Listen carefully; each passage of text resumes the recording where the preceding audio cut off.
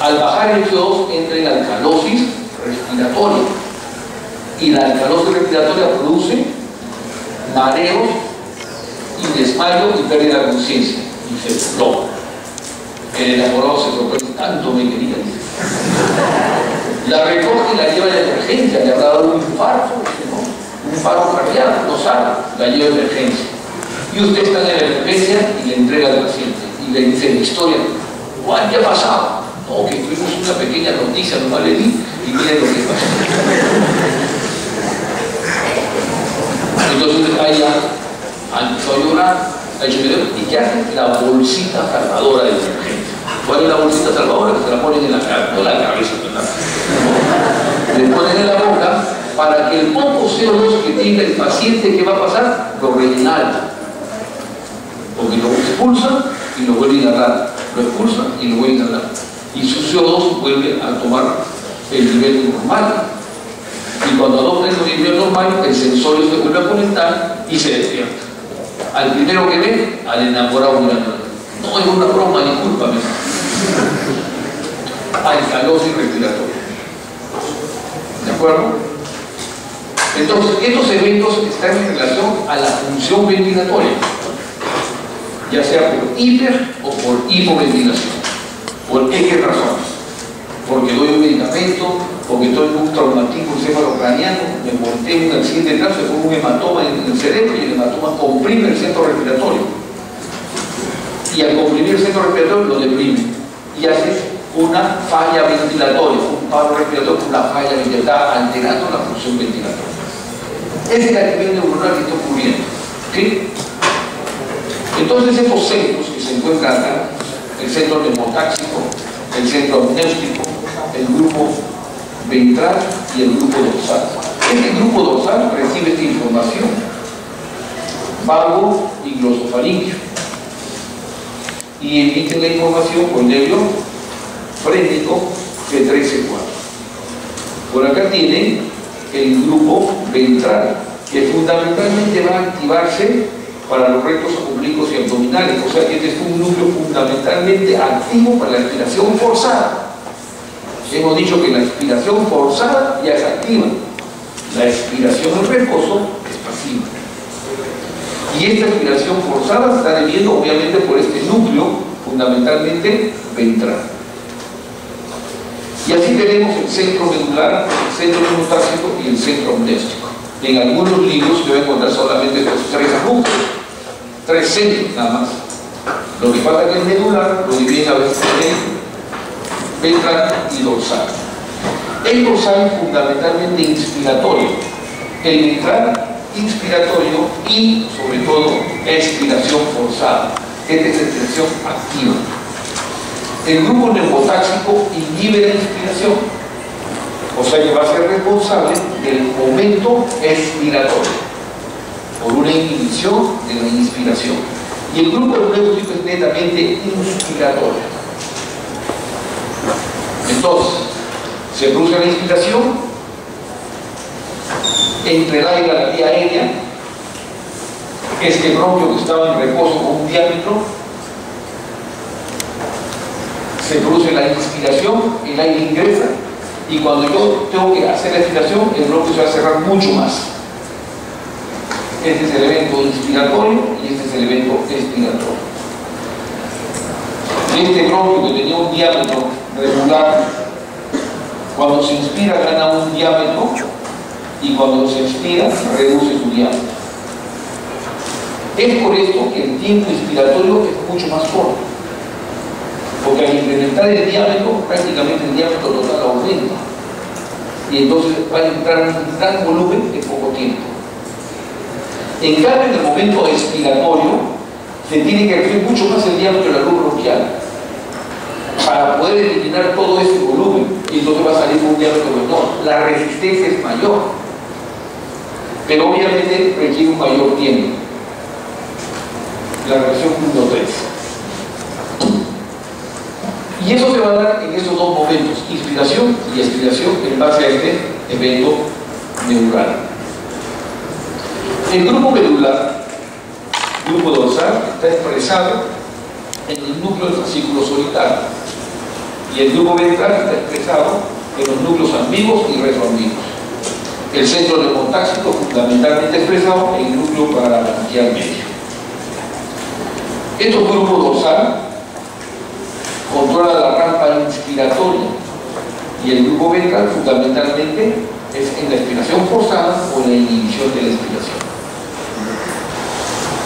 Neumotáxico, entonces inhibe la rampa inspiratoria, amnéutico, rampa inspiratoria y los núcleos dorsal y ventral. Que son estos: grupo dorsal ventral, amnéutico y neumotáxico. El vago es la información, es el que lleva la información. El vago es el que está en toda la economía. Y nosotros tenemos, muchos órganos van a tener las dos influencias: la influencia parasimpática y la influencia simpática. Entonces tenemos nuestro sistema autónomo simpático y nuestro sistema autónomo parasimpático. El pulmón no es la excepción. Entonces tiene una vía simpática. La vía simpática está en toda la economía, llega y va a tener... ¿Cuál es el neurotransmisor de la vía simpática? Adrenalina y noradrenalina. ¿Cuáles son los receptores? Alfa, beta 1 y beta 2. Y están en la economía. Estos receptores van a estar... Ustedes tienen la primera neurona, la segunda neurona o el órgano efector. Entonces, se produce el estímulo, que normalmente el estímulo puede ser visual, auditivo, etc. Un estímulo, por ejemplo, me ponen una inyección y me desencadena un estímulo, dolor, y me empiezo a liberar catecolaminas y empiezo a liberar, por ejemplo, ACTH, acetilcolina, porque recibe un estímulo táctil. O sencillamente estoy acostado y paso por un restaurante y percibo un olor, un aroma muy delicioso, y empiezo a secretar mi glándula salival. ¿Será eso o no será? El estímulo olfatorio. O la visión, ¿no? Estoy hambre y veo que es un plato con un arroz con pollo espectacular y empiezo a secretar. Son estímulos que recibo. O sencillamente le empiezo a preguntar a su compañero 1, 2, 5, 10, 15, 20, los dos se la agarró con él. Y él empieza a liberar adrenalina, catecolamina, CTH, todo. O sea, he despertado un estímulo. O sea, esos son los estímulos. Entonces, aquí también es igual. Entonces, recibo un estímulo y desencadeno una sinapsis, libero un neurotransmisor, encuentro un receptor en la segunda neurona, se liga al receptor y desencadena nuevamente la sinapsis, la potencial evocada, hasta la segunda neurona que libera otra vez el receptor y entra, libera el neurotransmisor y entra un receptor en el órgano efector. En la vía respiratoria tenemos los músculos lisos y ese músculo liso se contrae cuando se produce el parasimpático. La vía colinérgica. ¿Cuál es el neurotransmisor de la vía colinérgica? La acetilcolina. ¿Y cuál es el receptor de la vía colinérgica? Receptores muscarínicos y receptores nicotínicos. En la vía, en el músculo liso de la mucosa del tono bronquial, existen receptores muscarínicos M1, M2 y M3. Y actúan sobre el M1 y el M3 y produce una contracción del bronquio y se produce una broncoconstricción. La vía colinérgica produce una broncoconstricción. La vía adrenérgica produce una broncodilatación, relajación del músculo liso. Entonces, nosotros tenemos una influencia simpática y parasimpática. Esta influencia parasimpática, que es el vago, está expresada en uno de sus ejemplos típicos en clínica, es la reacción vagal. Recuerden usted la reacción vagal. ¿Qué es una reacción vagal? Cuando libero demasiada descarga colinérgica. Un ejemplo, para que lo entiendan. Y probablemente a algunos de ustedes les ha sucedido. Probablemente a muchos de ustedes les puede haber sucedido. Resulta que van al laboratorio a sacar una muestra de sangre, o se van a sacar muestra de sangre, también mirando, viene la técnica del laboratorio de enfermería, le hinca la vena, saca una sangre y le empieza a llenar un tremendo jenicón de sangre. Y usted está mirando cómo sale su sangre y empiezan a ponerse pálidos, a sudar frío, se ponen a sudar, sienten que se empiezan a palpitar, empiezan a perder la conciencia y se desmayan. Y se desploman. Viene alguien por ahí y le llena una cachetada, despierta, otro que le da el brazo, otro con la toalla dándole aire, etc. ¿No? Y alguien por ahí dando vueltas sin hacer nada. Y pasa un evento hasta que le ponen un algodoncito con alcohol, huele y ya se empieza a recuperar y se despertó. ¿Han visto esa escena? Sí, la han visto. Esa es una reacción banal. ¿Qué ha pasado con esa persona? Esa persona ha sentido el estímulo, ha visto la sangre, ha visto cómo sale la sangre, etc. Y le ha chocado, entre comillas decimos, y empezó a liberar acetilcolina. Acetilcolina. Libera tanta cantidad de acetilcolina que empieza a actuar en los receptores muscarínicos y estos receptores nicotínicos, muscarínicos se encuentran en el sensorio, se encuentran en las glándulas sudorícolas y empiezan a activarlas y empieza a sudar. Pero a su vez, a nivel del corazón, actúa y produce bradicardia y empieza a bajar el latido cardíaco. Y eso implica que baja la perfusión, implica que baja la presión arterial y empiezan a hacer hipoperfusión. Y la hipoperfusión me da palidez porque no llega sangre. Y como no llega sangre al sensorio, al sistema nervioso que empieza a ver, pierde la conciencia, ondulación, visión borrosa y hasta que se desmaya y perdió la conciencia. Inmediatamente le toman el pulso y no encuentran nada de pulso. Le toman la presión y no hay presión, doctor. Le ponen la mano encima y está pálido, frío y sudoroso. Lo ven blanco como un papel y sudando frío, porque está ocurriendo esta liberación. Como los neurotransmisores tienen un tiempo de vida prolongado, largo o corto, ¿cómo es la vida que tiene un neurotransmisor? Pequeñito. Un neurotransmisor tiene un tiempo de vida corto, dura unos 3, 4, 5 minutos.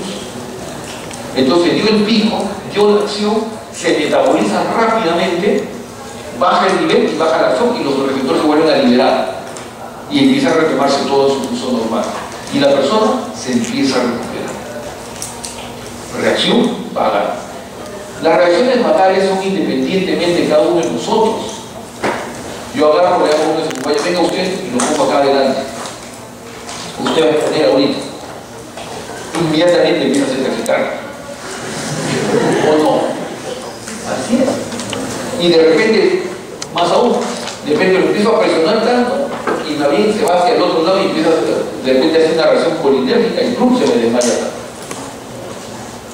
Lo que hace, cada uno de nosotros hace diferentes liberación de acetilcolina o de adrenalina independientemente.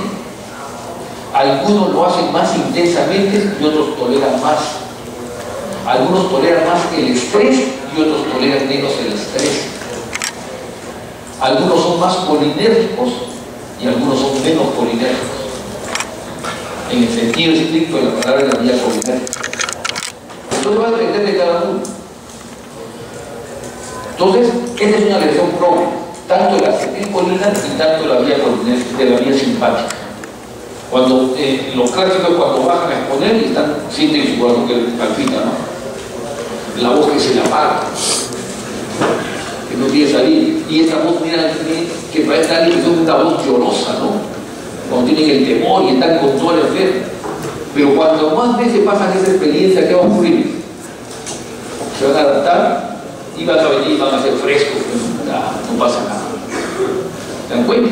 ¿Por qué? Porque han empezado a modificar la respuesta del estímulo en su organismo. Y eso lo logran con el entrenamiento. Un futbolista, para poner otro ejemplo. Imagínense un futbolista jugando su primer partido mundial, se para en la cancha y el reposo nomás está con taquicardia. Porque obviamente toda la bulla, el estrés y toda esa ansiedad. Esta persona que está con taquicardia, porque está liberando catecolamina, porque está liberando acetilcolina, porque está liberando ACTH, etcétera, una serie de tiradores, neurotransmisores y neuropéptidos que está liberando, que está haciendo taquicardia, mientras que el otro, que tiene experiencia, está con una frecuencia cardíaca de 45 por minuto. ¿Cuál de los dos produce mejor? Obviamente que tiene menos frecuencia cardíaca, porque cuando empiezan a correr, mientras que uno llega a los 80 o a los 100 latidos por minuto en 15 minutos, el otro pues ya está muerto ya. Ese es el error. Por eso que la experiencia juega un rol importante y se modula. Esas son las vías, la vía simpática y la vía parasimpática. ¿Ok? Está en toda la economía. ¿Ok?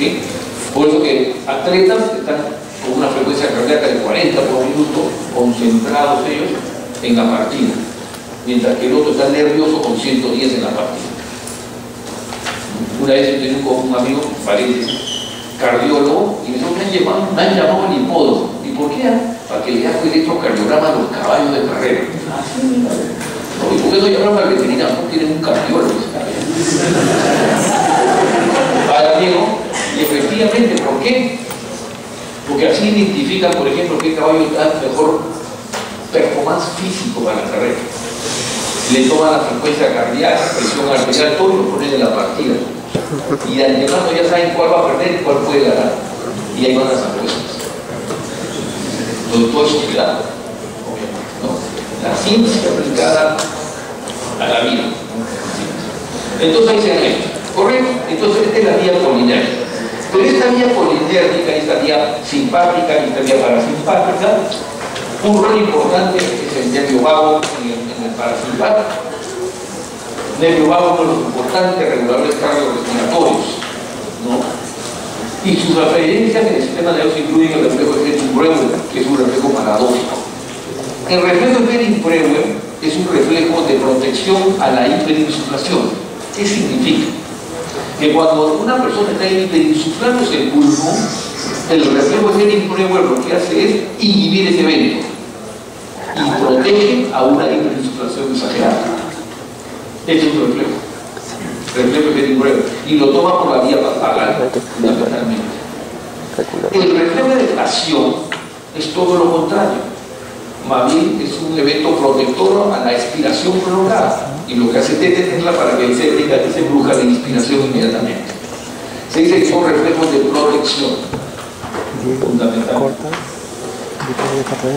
Inervación social en la vía, los químicos llevan esa información también. Información broncomotora, secreción bronquial, la secreción bronquial por las glándulas. Porque recuerden que las glándulas, cuando llegan a la vía colinérgica, producen una hipersecreción. Y que está dada por la vía colinérgica. Si yo inhibo la vía colinérgica, disminuyo las secreciones bronquiales. Y eso lo hacemos en clínica, pues, cuando utilizamos, por ejemplo, medicamentos de... ¿Cuál es un medicamento anticolinérgico de elección? ¿Cuál es una sustancia, para que no hablemos de medicamento, anticolinérgica de elección? La atropina. La atropina es un medicamento que todo el mundo lo utilizamos cotidianamente, porque sabemos que es un medicamento anticolinérgico. Entonces, ¿qué ocurre? Viene la historia clínica, ¿no? Viene un paciente que uno le pregunta, bueno, le voy a hacer una punción lumbar, un estudio de médula, le voy a hacer a mi paciente, no un procedimiento, voy a invadirlo a mi paciente, lo voy a agredir a mi paciente con un procedimiento médico, y luego yo le pregunto, bueno, ¿y usted es alérgico a los anestésicos? Le pregunto si está alérgico, etcétera, etcétera. No, ¿alguna vez ha desmayado? Sí, doctor, es que me pusieron una inyección, me causó un desmayo, no, este es una persona que hace presión vagal. Entonces, cuando yo haga y agreda a mi paciente, ¿qué voy a hacer? Despertar la vibración de acetilcolina, porque es involuntario. Y me puede hacer una reacción vagal, y puede ser tan seria que se muere el paciente ahí. Puede ser tan seria. Entonces, no le hago el procedimiento, no. Que agarramos la atropina y se la ponemos al paciente para que la atropina ingrese y se ligue a esos receptores muscarínicos, los ocupe. Entonces, le doy un tiempo, sus 5 minutos, 10 minutos, ¿no? Converso con el paciente mientras que espero que el medicamento haga efecto, sabiendo la farmacocinética, que lo va a hablar de usted cuando haga farmacología, y agrego a mi paciente en el término médico, ¿no? Le pongo la biopsia, entonces el paciente libera en ese momento porque recibe el estímulo acetilcolina. Y la acetilcolina rápidamente sale a buscar los receptores y ¿qué encuentra? Receptores ocupados. ¿Actúa? No. Y minimiza la reacción. Actuará en aquellos receptores que están pasivos. Pero ya en sí la reacción minimiza. Entonces, ¿qué he hecho? He evitado la reacción rápida. ¿Qué estoy aplicando? Conocimientos fisiológicos aplicados al evento clínico. Así debe estar. ¿Ok? Así tiene que ser. Conocido se actúa. Si no se conoce, no se actúa. ¿Okay? Entonces tenemos ahí, por ejemplo, en el caso de lesiones bronquiales, y broncomotor viene a ser que el músculo bronquial se contrae, porque hace una broncoconstricción. Ah, entonces, doctor, ¿cómo se llama medicamentos anticolínicos para producir broncodilatación? Sí. En el asma se produce broncoespasmo. Poníamos el ejemplo de que hay asmáticos acá. Entonces, el asma produce broncoespasmo. Yo podría utilizar un medicamento broncodilatador o inhibidor de la vía colinérgica.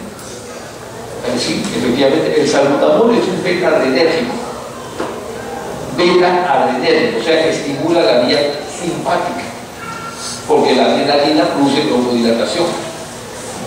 El bromuro hipatropio, conocido como Atrovet, un nombre comercial, es un anticolinérgico. Voy a la vía colinérgica y evito que se contraiga. Entonces actúan con dos medicamentos diferentes, a dos niveles diferentes, potencia muy tratamiento, por ejemplo. Obviamente yo no voy a poner medicamentos ni mucho menos, simplemente para que sepan la aplicación. Entonces tenemos todo eso. Las vías nerviosas de los quimioreceptores, ramas parasimpáticas del nervio vago, incluso faríngeo, que se dirigen hacia la área crítica. En las vías descendentes tenemos el nervio frénico. Este nervio frénico, motoneurona del núcleo del fascículo solitario, se dirige a motoneuronas del núcleo ambiguo y retornivo. Y se produce obviamente eventos respiratorios. Y él tiene lo mismo. El neumotáxico, núcleo inhibidor del amnéstico. El amnéstico es un núcleo estimulante de la inspiración. Los quimioreceptores dan la información al grupo dorsal y eso da un evento diferente sobre el diafragma, músculos intercostales. Pero también podemos tener acá el reflejo de estiramientos o propioceptores de la pared torácica, interesante, propioceptivos de la pared torácica. O sea que hay otros reflejos. Los reflejos propioceptivos ustedes ya los han estudiado probablemente en neurofisiología, ¿sí o no? ¿No? Tendones, músculos que llevan una vía hacia el centro respiratorio. Y estos actúan fundamentalmente en aquellas personas que hacen ejercicio o atletas. Este movimiento sincronizado de los brazos en el atleta, cuando se desplaza, genera un estímulo a la mecánica respiratoria por intermedio de estos receptores propioceptivos de los núcleos. Y estos son los receptores de estiramiento pulmonares que vienen a ser en el gen nuevo. Controla el ritmo básico de la respiración, existen neuronas respiratorias, alcanza el impulso inspiratorio en 2 segundos, que alcanza el diafragma por medio de nervios frénicos y los intercostales externos. Los impulsos expiratorios 3 segundos provocan contracción de los músculos intercostales internos, abdominales, en el caso que esto es una expiración forzada, disminuyendo la cavidad torácica, que es otro tema. Esta caja torácica es una caja móvil. Ustedes tienen una articulación costo external, que debe ser móvil. Tienen una articulación costo vertebral, que me genera este movimiento. Y la caja torácica se desplaza. La caja torácica, por su anatomía, tiene sus ejes anteriores, antero-posterior y transversal, obviamente, y estas costillas falsas, que en realidad dicen que no tienen, uno tiene, la tienen, porque obviamente incrementan la base del desplazamiento del tórax. Estos movimientos van a generar, obviamente, un desplazamiento. Imagínense aquellas personas que tienen artrosis de las articulaciones costovertebrales, les va a costar mover el tórax y la cantidad de índices va a ser menor. O aquellos que tienen calcificaciones en las articulaciones de los cartílagos costovertebrales, toman una radiografía y encuentran calcificaciones. Esta es una persona de 70, 80 años de edad, inmediatamente, porque hay calcificaciones. Obviamente su caja torácica tiene menos dinámica. Entonces también va a haber una disminución de esta cavidad, de la cavidad torácica, y dando lugar a una expiración forzada. Área neumotáxica. Su función es limitar la inspiración permitiendo incluso inhibitores. Desconecta el área inspiratoria antes de que entre demasiado aire a los pulmones, y cuando el área neumotáxica es más activa, la velocidad respiratoria es mayor. Lo que ocurre cuando incrementamos la frecuencia respiratoria, esta se va a incrementar a expensas del tiempo expiratorio. O sea, el tiempo expiratorio se va a reducir. Y ahí vamos a incrementar la frecuencia respiratoria. Si yo tenía 1, 3, o sea, 1 segundo expiratorio y 3 segundos expiratorios, y ahí pasaban 4 segundos. Si yo tengo 1, 2, ya incrementé mi frecuencia respiratoria. A expensas de reducir el tiempo expiratorio. Y después voy a empezar a reducir también el tiempo inspiratorio. Y voy a seguir incrementando mi frecuencia. Imagínate cuando es una frecuencia de 60 por minuto, un jalón intenso, 60 por minuto, 1 vez por segundo. Mi tiempo inspiratorio será 1.3, 0.3, 0.4 y mi tiempo expiratorio será 0.6 segundos. Pero tengo que hacer intensamente ese movimiento. Y si soy capaz de poder eliminar todo el aire, y si no soy capaz, me voy a quedar ahí adentro. Porque en la medida que reduzca este tiempo expiratorio, menos volumen van a salir, si yo no soy capaz de eliminarlo todo ese tiempo que queda. Y eso se va a llamar atrapamiento de aire. Es lo que decía, ingresa un litro y elimino 800 centímetros cúbicos, 200 se quedan, atrapamiento. Lo que decimos que va a contribuir al volumen de espacio muerto. Y en algunas enfermedades vamos a hacer eso, y en una de las pruebas vamos a ver eso también. Área apnéustica, su función es inhibir la respiración y estimular la inspiración. Los quimiorreceptores que hemos hablado, tanto los periféricos como los centrales. Hemos dicho que estos periféricos fundamentalmente están estimulados por el oxígeno, fundamentalmente, pero en menor grado por el CO2 y el pH. Pero sin embargo, los centrales fundamentalmente por CO2 y pH, y menos por el oxígeno. Por eso que cuando hablamos y decimos, si tenemos que decir ¿de quién depende, de qué gas depende el control respiratorio? ¿Del oxígeno o del CO2? Del CO2. Porque el CO2 se estimula el centro respiratorio. ¿Por eso? Por eso que mucho se relaciona que las variaciones de la función ventilatoria están en relación a las variaciones del CO2. O sea, cuando por eso decía hiperventilo, CO2 bajo, hipoventilo, CO2 alto, fundamentalmente. Entonces, si yo quisiera evaluar la función ventilatoria, un parámetro podría ser evaluar el comportamiento de la medición del CO2, que hay una práctica por ahí que es gases arteriales. ¿Ok? Entonces, el CO2 fundamentalmente que está en relación a la función ventilatoria. Los quimiorreceptores periféricos y lo que hemos hablado. Una cosa es tener un centro respiratorio activo y otra cosa es tenerlo deprimido. Por X razones yo incremento CO2. Por X razones. No estamos en clínica para evaluar cuáles son las causas, pero sí estamos en fisiología para evaluar qué sucede. Si yo incremento el CO2 por X razones, ¿qué va a pasar con mi organismo? Se estimula el centro respiratorio y este incrementa la frecuencia respiratoria para eliminar el CO2 que me sobra. A una hipercapnia me estimula el centro respiratorio, porque de esa manera puedo eliminar el CO2 y regreso a la normalidad. Correcto. Y si yo tuviese una hipocapnia, o sea, un CO2 bajo, ya estoy hablando con propiedades, hipercapnias, hipocapnias. Si yo tengo una hipocapnia, un CO2 bajo, ¿qué va a pasar? Se detectado por los quimiorreceptores y dicen al centro respiratorio un ratito, no respires tan rápido, baja tu frecuencia respiratoria. Y la persona baja la frecuencia respiratoria con la virtud o con la intención de ir incrementando el nivel de CO2 y llevarlo a la normalidad. Porque a eso está respondiendo. ¿Está claro? Pero si yo no tengo el centro respiratorio alerta, se hace lo contrario. Estoy deprimido el centro respiratorio y eso me genera hipercapnia, porque no estoy respirando. Inmediatamente la hipercapnia estimula al centro respiratorio, oye, responde, pero como estoy deprimido, no responde, y se sigue incrementando. De ahí que tengo que dar el soporte ventilatorio. ¿Está claro? Okay. En cambio, cuando tengo alteraciones del oxígeno, llamadas hipoxemia. Y ayer hemos dicho, la PO2 normal, 80 a 100 milímetros de mercurio. ¿De acuerdo? Por consiguiente, si mi PO2 baja de 80, y estoy en hipoxemia. 80 a 70, hipoxemia leve. 70 a 60, hipoxemia moderada. Y menos de 60 milímetros de mercurio, hipoxemia severa. Y la hipoxemia severa, igual oxigenoterapia inmediata. Un tema ya de aplicación clínica. Tengo que darle oxígeno al paciente. Si yo estoy hipoxémico, eso se estimula el centro respiratorio para que el centro respiratorio incremente la frecuencia respiratoria por la virtud de ingresar más moléculas de oxígeno y con eso mejorar la oxigenación.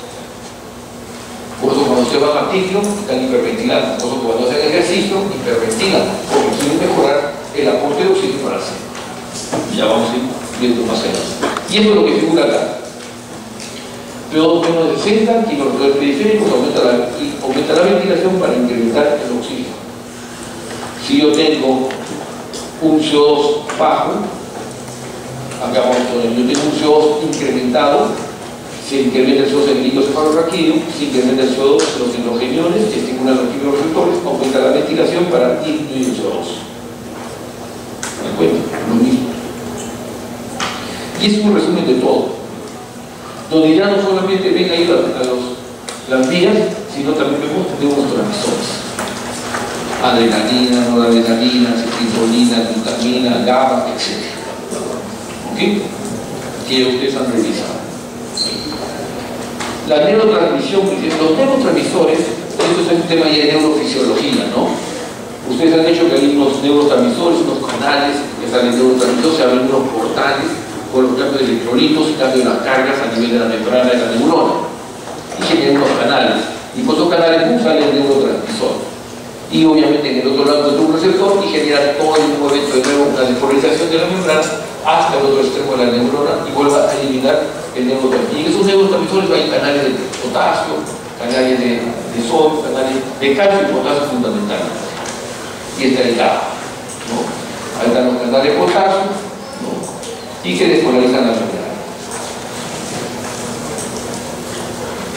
Recuerden que en el organismo existe el estado de homeostasis. Nosotros tenemos el estado de homeostasis. Por ejemplo, el estado bien hecho renal, ¿no? Ahí van a hablar del estado de homeostasis de los hidrogeniones, de los molaridades, etc. Son estados de equilibrio. Han hecho endocrinología, y ustedes han dicho que hay una CTH que se libera en la mañana, en la tarde, tiene un ritmo circadiano, etc. Y que generan estados de homeostasis, de equilibrio. Porque cuando los alteran esos estados, el paciente entra en un desequilibrio. Por ejemplo, ¿no? Cuando yo pregunto y usted no me contesta, entonces yo me altero en visualidad de la harina. O sea, mi estado de homeostasis, o sea, mi equilibrio interno se ve alterado. Igual, cuando yo les pregunto a ustedes y ustedes no contestan o no saben, también se altera su equilibrio. Empiezan a liberar sustancias. Entonces, obviamente, nosotros tratamos de mantener un estado de equilibrio y respondemos frente a ese estado de equilibrio para preservarlo. ¿De acuerdo? Ese estado de homeostasis. Entonces, el oxígeno, el CO2, de una u otra manera, sobre todo los hidrogeniones, constituyen también un estado de equilibrio que vamos a analizar. El CO2. El CO2 y la función ventilatoria. ¿Qué dice esto? O2 en estados, digamos, estándar. Si el O2 está en 37, 47, 110, ¿qué pasa cuando yo incremento el CO2? Aumenta la función ventilatoria. Si yo paso el CO2 a 40 o lo llevo a 50, he aumentado la función ventilatoria en la medida que estoy aumentando el CO2. Por eso decíamos, la hipercapnia genera hiperventilación. ¿Bueno? La hipercapnia genera incremento de función ventilatoria. Y luego vamos con el oxígeno. Mantener el oxígeno constante, mantener el CO2 constante. Si yo disminuyo el oxígeno, y acá estoy disminuyendo la presión alveolar, disminuyo la presión de oxígeno, ¿qué pasa con la función ventilatoria? Aumenta. La hipoxemia generan incremento de la frecuencia respiratoria. ¿De acuerdo? Como un mecanismo compensatorio. Oxígeno y pH, quimiorreceptores periféricos, CO2, quimiorreceptores centrales. Emociones y control voluntario, ayer también lo decíamos. El estrés que produce hiperventilación, el llanto produce hiperventilación. Entonces, muchas personas reciben una noticia y empiezan a hiperventilar por un evento emocional. La ansiedad produce hiperventilación. ¿Sí? Por otro lado, tenemos que el control voluntario, o sea, yo puedo influir sobre mi centro respiratorio por mi corteza. Por ejemplo, ayer la corteza ya hace que pasa por la sustancia reticular y llega al centro respiratorio. Grupo dorsal inspiratorio, neuronas somatomotoras, escalera, interno-pneumatoide, intercostal y diafragma. Y el grupo ventral, fundamentalmente neuronas somático-motoras, intercostales internos y músculos abdominales. El tiempo inspiratorio y el tiempo expiratorio. Dice, la fuerza de contracción del músculo inspiratorio y la duración de la inspiración controlan el volumen vital. La expiración normalmente es pasiva durante el tiempo disponible. Es lo que decía, durante el tiempo que se genera en el evento pasivo. Por eso es que nosotros cambiamos la frecuencia respiratoria en base al tiempo expiratorio. Receptor de estiramiento pulmonar, Hering-Breuer y deflación. Si ustedes se dan cuenta, dice, el de Hering-Breuer inhibe la inspiración, o sea, la hiperinspiración. Y el de deflación inhibe o estimula la inspiración, el de deflación. Son los dos reflejos, y estos reflejos fundamentalmente llegan al centro respiratorio por vía vagal. Otros receptores del sistema: justacapilares, justalveolares, los receptores J. Responden a la congestión pulmonar. Ustedes han hecho ya cardiovascular, ya han visto que existe una presión de la aurícula derecha, del ventrículo derecho, de la arteria pulmonar y la presión del capilar pulmonar. Y luego tienen una presión en la vena pulmonar, en la aurícula izquierda, en el ventrículo izquierdo y la presión de la otra. Y esta es su presión arterial sistólica y su presión arterial sistólica y arterial diastólica. Y tienen el porqué de esa presión. ¿Sí? Recuerden que el corazón izquierdo es un corazón de cavidades de alta presión y el corazón derecho son cavidades de baja presión. La presión en la aurícula derecha prácticamente es pequeña, mínima, 0,1 a 2 milímetros, y de ahí va subiendo hasta la presión capilar pulmonar, que tiene aproximadamente entre 8 y 12 milímetros de mercurio. Y luego regresa por la presión de la vena y llega a la aurícula, al ventrículo, donde llega a presiones de 80 y 100, 120. Recuerden, cuando hay la sístole ventricular izquierda y la sangre sale por la válvula aórtica y choca con la pared de la arteria aorta, genera una presión que es la presión sistólica. En ese momento, después que sale ese volumen de inyección, la sangre tiende a regurgitar y se cierran inmediatamente las válvulas de la aorta, y la sangre choca con esa válvula y genera una segunda presión, que es la presión arterial diastólica. ¿De acuerdo? Son dos momentos. Y eso es lo que estamos percibiendo cuando usted hace su presión arterial. ¿Ok? Para fines del pulmón, lo que me interesa a mí es el corazón derecho. Porque es la arteria pulmonar la que va a llevar ese flujo de sangre al pulmón. ¿Ok? Entonces, esos capilares que están ahí responden a esta congestión pulmonar. Cuando hay congestión, se genera un incremento de la frecuencia respiratoria y se produce aquí incremento de la frecuencia respiratoria. O sea, la congestión vascular pulmonar me produce incremento de la frecuencia respiratoria. Ejemplo, de audío pulmonar, las insuficiencias cardíacas, ¿no?, que duelen atrás. Eventos irritantes. Obviamente, el poner y respirar una sustancia irritante me va a generar un reflejo. Sus compañeros que hablan de mecanismo de defensa, un grupo de ese mecanismo probablemente van a realizar la tos o un mecanismo de defensa, ¿no? Y supongo que mirarán la fase de la tos, ¿no? Y supongo que mirarán dónde se encuentran los receptores de la tos, ¿no? hay receptores en el oído medio, ¿no? Tenemos que revisar todo eso. No diversidad informará toda esa parte. ¿De acuerdo? Es un mecanismo de defensa mecánico. Y entonces hay que evitarlo. Y son vectores, por ejemplo, como el estornudo, que también van a ser estímulos. Los vasoreceptores arteriales también generan respuestas al sistema nervioso, al centro respiratorio. La estimulación de los vasoreceptores de la aorta y de los senos carotinos con el aumento de la presión arterial puede causar hiperventilación. El incremento de la presión arterial, hiperventilación. La hipotensión arterial, hiperventilación. La disminución de la presión arterial, la hipotensión arterial, puede causar hiperventilación. ¿Por qué? Por estímulos de los vasoreceptores. Dolor y temperatura. El dolor, un dolor mediano, leve o moderado, no puede causar hiperventilación.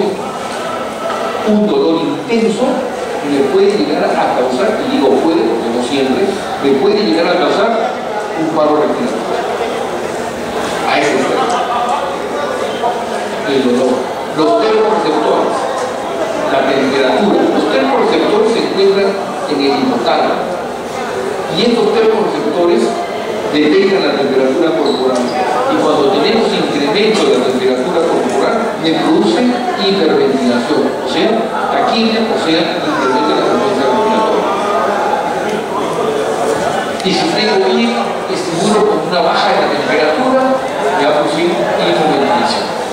Baja de la frecuencia respiratoria. Y ese es el resumen.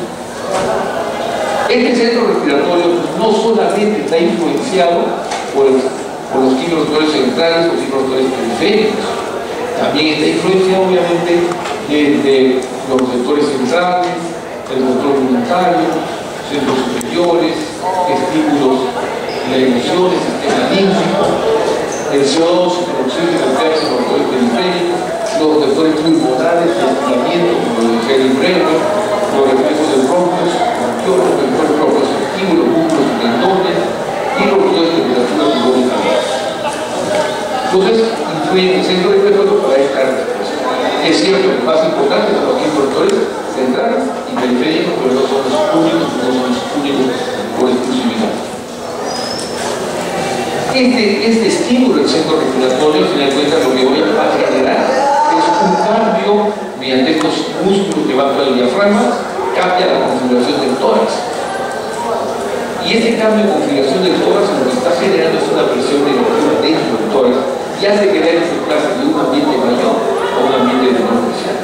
Y en este aire ingresan estas moléculas de oxígeno y que se expresan en una presión. Y esa presión llega hasta el alveolo y esa es la que va a generar que atraviese la membrana, y esa presión en la sangre es la que genera para que el oxígeno ingrese a la hemoglobina y sea llevado al centro. Que lo vamos a revisar más adelante. Entonces ven acá el CO2, el pH, que estimula los receptores a los centros respiratorios, movimiento de mononeuronas, músculos, nervios frénicos, músculos y función ventilatoria. Entonces la función ventilatoria no es otra cosa más que garantizar que el oxígeno y el CO2 estén en el alveolo, el manejo del CO2, el oxígeno alveolar. Esa es la función ventilatoria. Pero con la función ventilatoria no estamos garantizando la respiración celular. Solamente es un evento. ¿De acuerdo? Entonces se produce todo este ciclo respiratorio voluntario, pero cuando nosotros actuamos a nivel central, ahí podemos dar obviamente la voluntad, o cuando existen otros receptores también que pueden ser centrales. Entonces ahí es lo que será la función ventilatoria. ¿Alguna pregunta?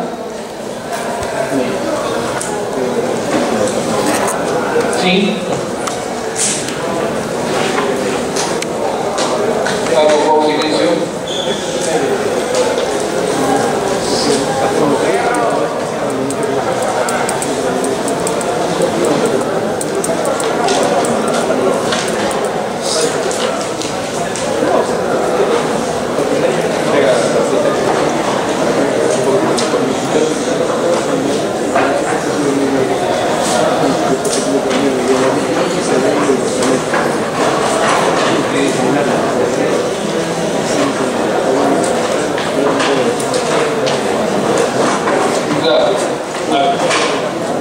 Interesante, porque toca varios aspectos.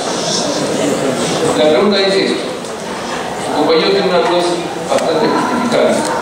Dice, si yo incremento mis CO2, va a generar que estimule mi centro respiratorio para que empiece a eliminar CO2. Y eso va a hacer de que mis tiempos expiratorios se reduzcan. ¿Cierto? Porque incremento la frecuencia respiratoria. Pero si eso no se corrige, me va a llevar obviamente a una insuficiencia, no a oxígeno recaptado.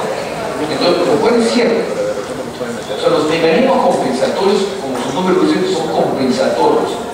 Pero mientras que yo no corrija el evento, porque tengo que corregir. Si se hace permanente el evento y mi organismo no es capaz de corregirlo, entra en un desequilibrio, entra en un disbalance.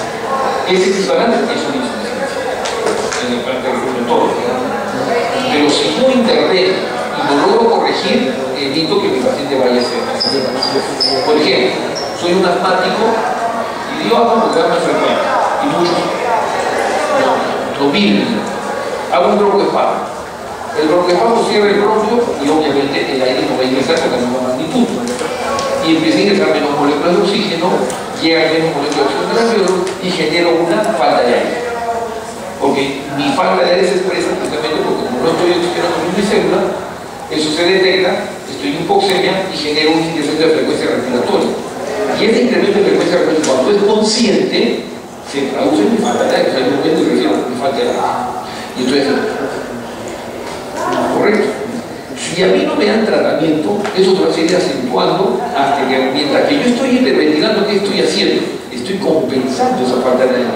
Esa falta de aire, estoy compensando la hipoxemia. Estoy hecho la hiperventilación, así como hace el CO2 carga, que hace por el oxígeno, por consciente, si yo partía de una hipoxemia por el broncoespasmo, cuando empiezo a hiperventilar, elevo mi oxígeno. Pero yo no puedo mantener la frecuencia respiratoria de 30 o 40, 7 días, una semana, un mes, posible, porque voy a cansar. Eso va a ser un momento compensatorio para que yo reciba una asistencia. Porque si es la manera que ese organismo se está defendiendo. ¿Qué tanto me voy a demorar o qué tanto puedo tolerar? Dependiendo de mi estado físico y dependiendo de mi severidad, de pasar un tiempo de compensación. Pero si en ese tiempo de compensación no se produce el evento de compensación, sencillamente ya rompo el equilibrio y me convierto en una insuficiencia. Y ahí ya tengo que manejarlo diferente, o ser más agresivo. Mientras que el evento compensatorio se está dando, yo no estoy ya en la insuficiencia respiratoria. ¿De acuerdo? Pues obviamente tengo que intervenir, dependiendo en qué momento llegue. No es lo mismo que llegue un paciente en el asma, en una crisis asmática, en estadio leve, que llegue pues el paro respiratorio. ¿De acuerdo? No es lo mismo. Entonces, obviamente, mucho va a depender de la historia y del tiempo que me estoy demorando en hacer eso. ¿Ok? ¿Está claro, no? Muy bien. ¿Alguna otra pregunta?